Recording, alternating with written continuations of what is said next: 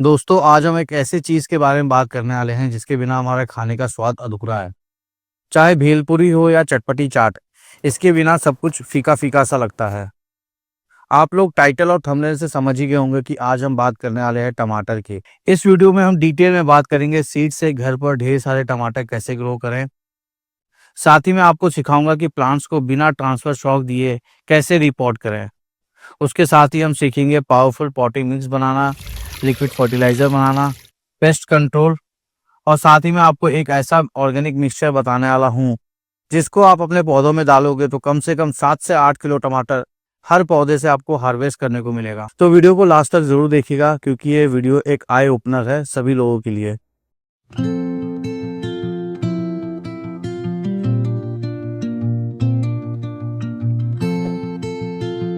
दोस्तों, टमाटर खाने के अपने आप में बहुत सारे फायदे होते हैं। टमाटर में होता है पोटेशियम, फाइबर और लाइकोपीन, जिससे ब्लड प्रेशर और कोलेस्ट्रॉल कंट्रोल करने में मदद करता है।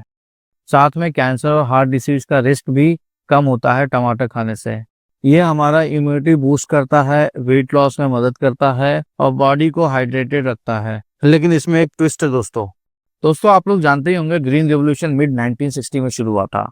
उसके बाद हाई ईल्ड वैरायटी सीड्स का इस्तेमाल ज्यादा होने लगा। इससे पैदावार तो ज्यादा हुआ लेकिन केमिकल, पेस्टिसाइड और फर्टिलाइजर का इस्तेमाल भी बहुत ज्यादा बढ़ गया।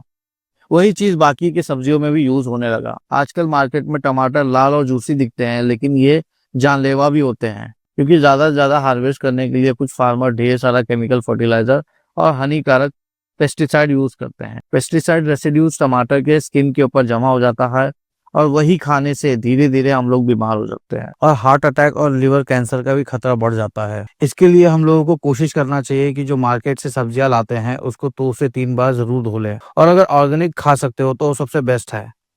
इसलिए सबको कोशिश करना चाहिए कि अगर पॉसिबल हो तो गार्डनिंग शुरू करें। आप देख सकते हो मेरे पास में ढेर सारे टमाटर के पौधे लगे हुए हैं, ठीक है।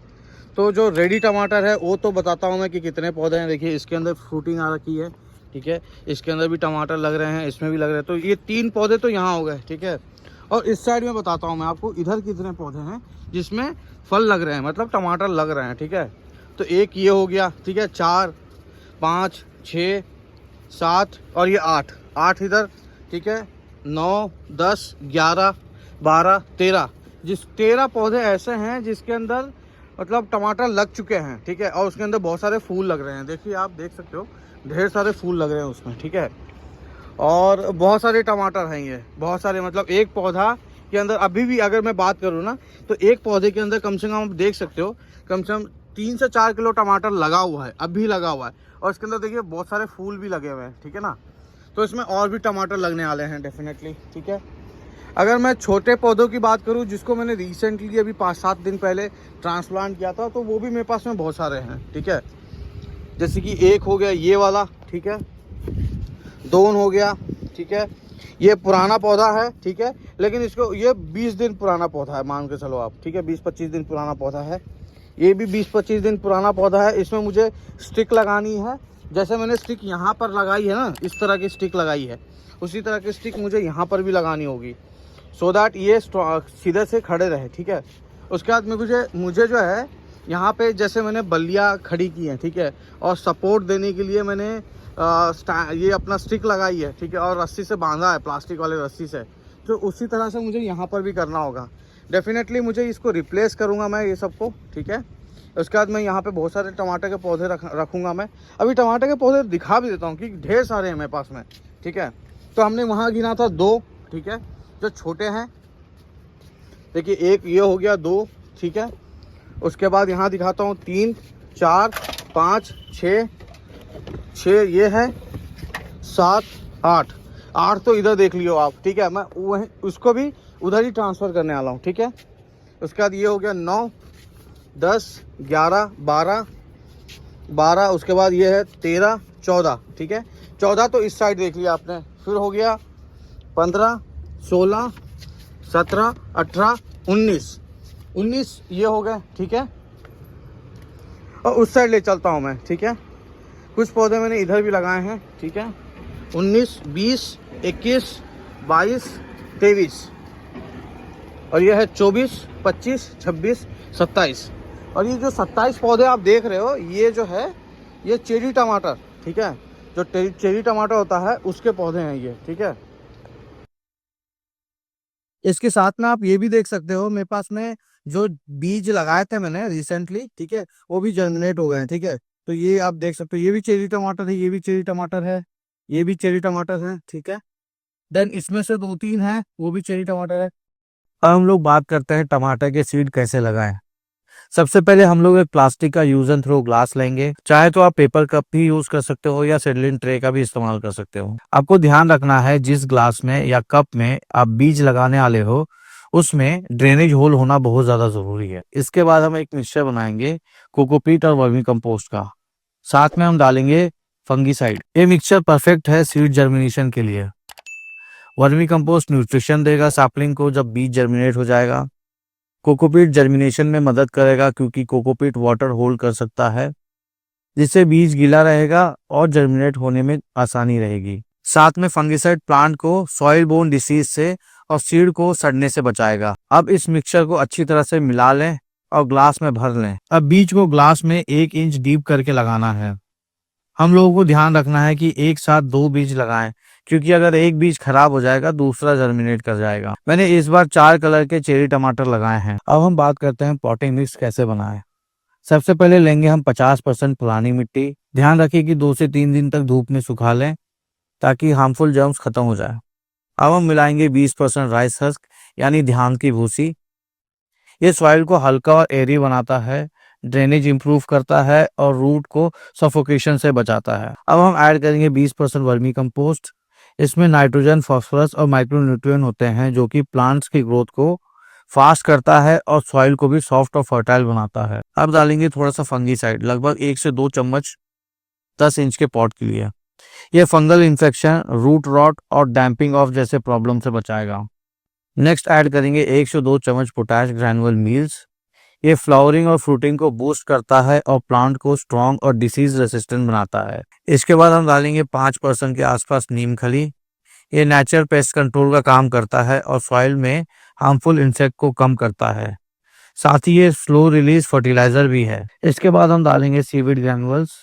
ये पौधों को फास्ट ग्रोथ करने में मदद करता है। अब सब इंग्रेडिएंट को अच्छी तरह से मिक्स कर लेंगे। सॉइल मॉइस्ट हो पर चिपचिपी ना हो। और अब बस आपका super powerful potting mix ready है जो देगा फास्ट ग्रोथ, स्ट्रॉन्ग रूट्स, ज्यादा फ्लावरिंग और लॉन्ग लास्टिंग न्यूट्रिशन। दोस्तों अब बात करते हैं कैसे कम मिट्टी से ग्रो बैग को फिल करें। मैंने पुराने सीजन में बहुत सारे टमाटर के पौधे लगाए थे जो कि अब सूख गए हैं। मैं उन पौधों का इस्तेमाल करने वाला हूँ अपने ग्रो बैग को फिल करने के लिए। मैंने टमाटरों को पौधों को छोटे छोटे टुकड़ों में काट लिया है और एक लेयर बना दी है। आपको ध्यान रखना है अगर पौधों के ऊपर कोई बीमारी हो तो उसका इस्तेमाल ना करें, यह ड्रेनेज में मदद करेगा। इसके बाद हमने लिया है प्याज के छिलके। इसमें पोटाश और एंटी फंगल गुण होते हैं जो कि मिट्टी को पोषण देगा और फंगल प्रॉब्लम को कम करेगा। ये सब डिकम्पोज होने के बाद जैविक खाद बन जाएगा। इसके बाद जो हमने मिट्टी तैयार की थी उसको इस ग्रो बैग में फिल कर देंगे। हमारी ग्रो बैग अब बहुत हल्की बनी है और अच्छी बनी है। दोस्तों अब बात करते हैं टमाटर के छोटे पौधों को बड़े ग्रो बैग में कैसे ट्रांसप्लांट करें। हम लोगों को टमाटर के पौधों को कम से कम 12 बाय 12 इंच के ग्रो बैग में लगाना चाहिए और सिर्फ एक पौधा लगाना चाहिए। आप देख सकते हो मैंने एक ग्लास में 2 बीज लगाए थे और दोनों जर्मिनेट हो गए हैं। मुझे ध्यान से दोनों पौधों को अलग करना होगा। मुझे ध्यान रखना होगा कि पौधों के रूट्स को डैमेज ना पहुंचे। इसके बाद हम लोगों को बारी बारी करके एक एक पौधों को ध्यान से ग्रो बैग में लगाना होगा। आपको ध्यान रखना होगा कि जितना बड़ा रूट है उसका 1.5 गुना डीप करके आपको पौधों को लगाना है। टमाटर के पौधों को ट्रांसप्लांट करने के बाद सबसे इंपॉर्टेंट स्टेप होता है रूट रिकवरी। अब मैं बताऊंगा ह्यूमिक एसिड और पानी का सिंपल सा मिक्सचर जो ट्रांसप्लांट शॉक को कम करता है और प्लांट को फास्ट ग्रोथ देता है। ट्रांसप्लांट के तुरंत बाद 10 लीटर पानी में 8 से 10 ml ह्यूमिक एसिड मिला लें। अगर पाउडर फॉर्म में है तो लगभग 10 ग्राम पर 10 लीटर पानी में घोल लें। इस सॉल्यूशन को अच्छे से मिक्स कर लें। अब इस मिक्सचर को धीरे धीरे प्लांट्स के रूट के आसपास में डालें। सिर्फ इतना डालें कि सॉइल इवनली मॉइस्ट हो जाए। इस प्रोसेस को 10 से 15 दिन में एक बार जरूर रिपीट करें, स्पेशली इनिशियल ग्रोथ स्टेज में। इससे पौधों को बहुत सारे बेनिफिट होते हैं, जैसे कि ट्रांसप्लांट शॉक कम करता है, रूट डेवलपमेंट फास्ट करता है, सॉइल से न्यूट्रिशन ऑब्जॉर्व करने में मदद करता है, सॉइल स्ट्रक्चर इंप्रूव करता है, प्लांट को स्ट्रॉन्ग और स्ट्रेस रेसिस्टेंट बनाता है, फ्लावरिंग और फ्रूटिंग में भी सपोर्ट करता है। अब बात करते हैं एक ऐसे मिक्सचर की जिससे आपके पौधे बहुत फास्ट ग्रोथ करेगा और ढेर सारे टमाटर लगेंगे। और मेरी गारंटी है इस मिक्सचर को डालने के बाद हर पौधा कम से कम 7 से 8 किलो टमाटर ज़रूर देगा। इस मिक्सचर को बनाने के लिए हमें चाहिए वर्मी कंपोस्ट, नीम की खली, सरसों की खली, पोटैश मील, सीवीड ग्रैनुअल्स और थोड़ा सा ऑर्गेनिक फंगीसाइड। सबसे पहले एक बकेट या टब लीजिए।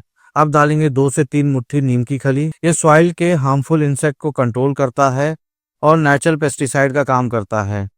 उसके बाद हम डालेंगे vermi compost. Vermi compost soil को रिच बनाता है, रूट्स को स्ट्रॉन्ग करता है और ओवरऑल ग्रोथ इंप्रूव करता है। फिर हम डालेंगे सरसों की खली। ये नाइट्रोजन का स्ट्रॉन्ग सोर्स है जो लीफी ग्रोथ को फास्ट करता है। फिर हम डालेंगे सीवीड ग्रैनुअल्स। ये नेचुरल ग्रोथ बूस्टर है जो प्लांट्स को स्ट्रेस से बचाता है और फास्ट रिकवरी में हेल्प करता है। इसके बाद हम डालेंगे फंगीसाइड पाउडर। ये सॉइल फंगस और रूट रॉट से प्रोटेक्शन देता है। अब हम डालेंगे पोटैश मील।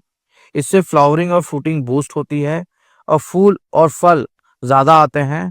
अब ये मैजिकल मिक्सचर तैयार है, इसको अच्छी तरह से मिला लें। अब बात करते हैं इसका इस्तेमाल कैसे करें।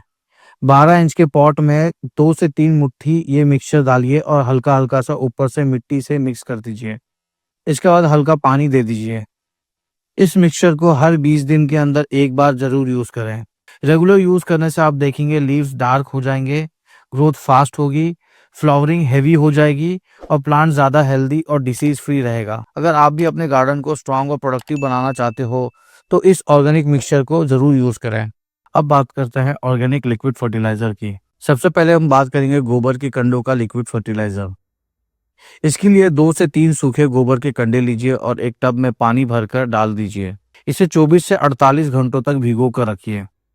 उसके बाद पानी को अच्छी तरह से छान लीजिए। यूज करने से पहले 1 लीटर लिक्विड फर्टिलाइजर को 5 लीटर पानी में डाइल्यूट कर लीजिए। इसका यूज आप हर 15 दिन में एक बार सॉइल ड्रेंचिंग के रूप में कर सकते हो।